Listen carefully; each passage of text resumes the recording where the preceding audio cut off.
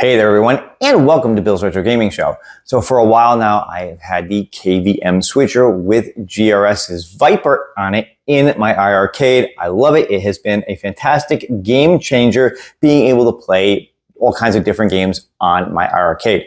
Well, today I'm going to show you how you can upgrade to the latest version of the Rcade OS and then update the firmware on your Viper so that the volume switches will actually work when you're on this side of it playing your games. That's one thing with the KVM Switcher when it first came out with the Viper. If you were playing on the Viper end of things, you couldn't use the up and down volume buttons. They just didn't work right. There are ways around that, of course. There is a dial on the back of the system that you can kind of play around with to get it to a right level. And then, of course, in the menu, you can set the volume, but you couldn't just dynamically change it as you were playing. Well, now that has actually been fixed thanks to this OS upgrade and firmware. So I'm going to show you how you can do this update and get that working for you.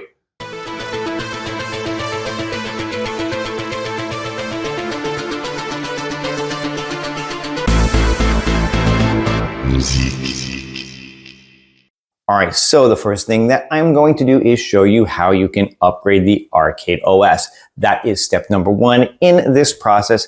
I'm going to hit the player one button and get to the main menu. You can see down at the bottom that it says Rcade Emulation Station version 2.0.3. We are going to upgrade this to the latest version, which is 2.0.4.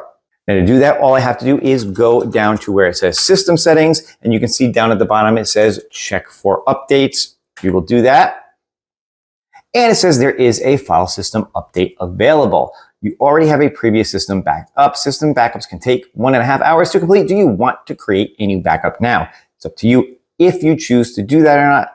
I like to do it just to be safe, so I'm going to hit yes, and then I will come back to this later on and we will complete the system update. And once the backup is done, it's time to download the upgrade.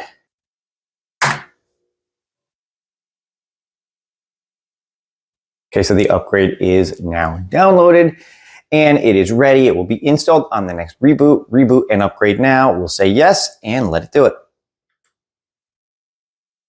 Now, during one of the reboot processes, you might notice that the screen does this, becomes this kind of vertical sideways look. I'm not sure why it's doing this. It might have something to do with some of the changes maybe they made for the Build-A-Cade to work with Rcade. In any case, this is normal. Don't panic if you see this. The screen will go back to the right resolution and configuration after everything is done. Now we've got a message that the upgrade installed successfully. All right, so now all I do is bring up the main menu and you can look at the bottom here and see that it says Rcade Emulation Station version 2.0.4. So now we're up to the latest version of the Rcade system. Now this is what is going to allow us to use the volume buttons on our control panel here. Of course, there is one more step involved before those are going to start working. I'm going to try to leave a link in the video description to Rcade's website so that you can see any release notes for this version. There's a lot of behind the scenes stuff with this particular version, some bug fixes, some things that they did so that the Viper will actually be workable with Glenn's Build-A-Cade system. But again, one of the main things, of course, is the volume controls working. Of course, as I've said, just doing this OS update isn't enough. You can see the volume buttons still do not work here. So the next step we need to do is the firmware upgrade to the Viper board itself. And the first step to that is going to be to download the firmware to a computer so that we can hook it up to the Viper. So let me go over to my computer and show you how to do that. Okay, so now that the OS update is out of the way, the next step is going to be to update the firmware on the Viper itself. And to do that, you're going to need to download a file. Now, this is out on a Google Drive. I will have a link to the Google Drive in the description of the video. But all you have to do is go to this link and it will come up with this kvm update.zip. Just download this and you'll be ready to go. And once the file downloads, all you have to do is click on it and you'll see there's a couple of folders in here. You're just going to unzip these somewhere on your PC and you'll be ready to go. There are two folders in here, one if you're running Mac OS and one if you're running Windows. Obviously, you're going to use the one that works for the machine that you have. I have Windows, so I will be using that one. All right, so really easy. I just created a folder on my C drive, KVM Update. You can put it anywhere you want. Unzip the file, copy the two folders into there, or like I said, you could just copy the one that you need, whether you're running a Mac for Mac OS or whether you're running a Windows machine for KVM Update. And going into this folder, you will see there are two files in here. Really, all you want to do is run this one here, the TS Updater. And what that's going to do is it's going to run this program and it's going to install the firmware updater on your machine. So go through the usual agreements, pick where you want it to go, and let it go.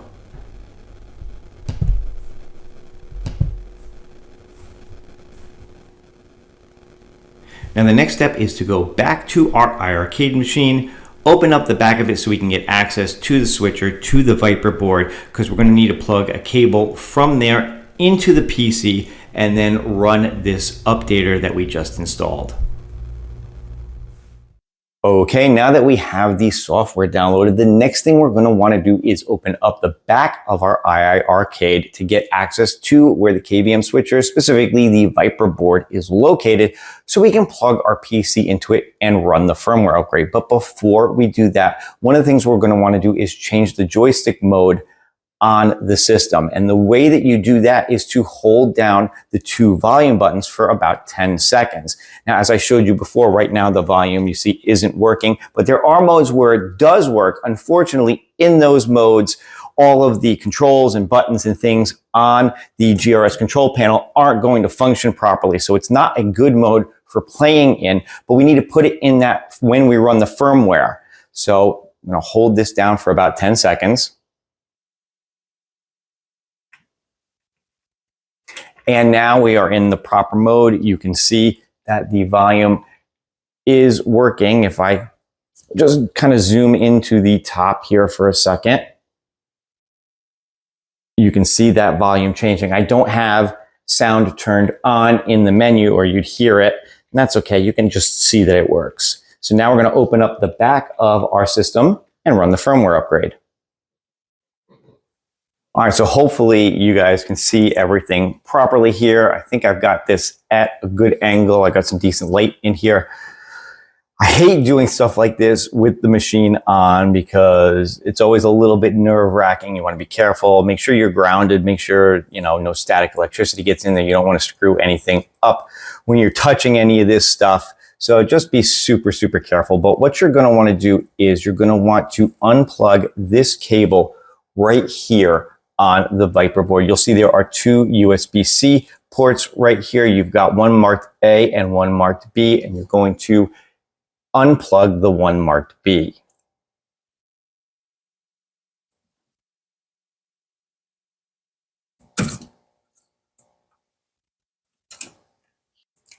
I've got myself another cable here. This is USB-C on this end, USB-A on the other end. The other end is plugged into my computer, my laptop, so that I can run the firmware, and I'm just going to plug this into that same port.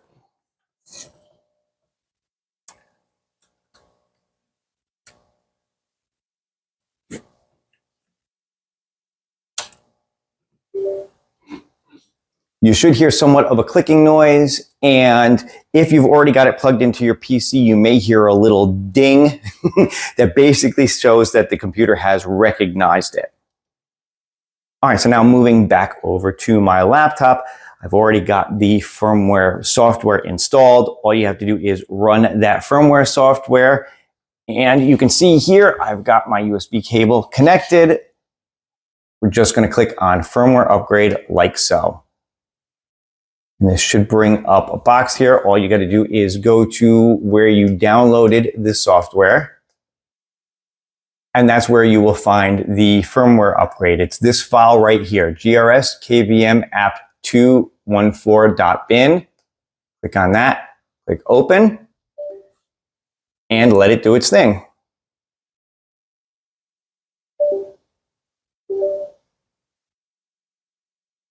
And that's it. Simple as that. Now we just need to unplug that USB cable, plug the original one back in, close up the back of this, and we're all good to go.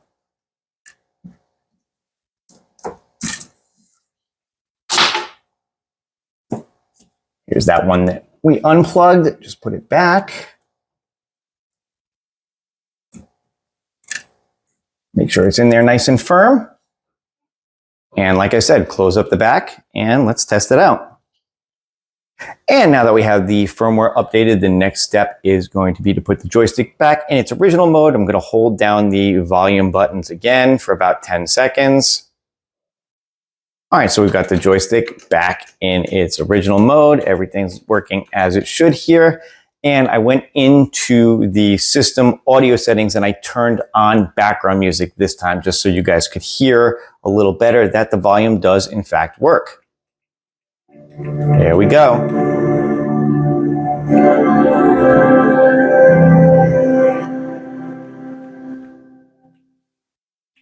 So there you go. The firmware has been upgraded and you can now use the volume up and down buttons on your iiRcade when you're playing on the Viper side of things. So there you go.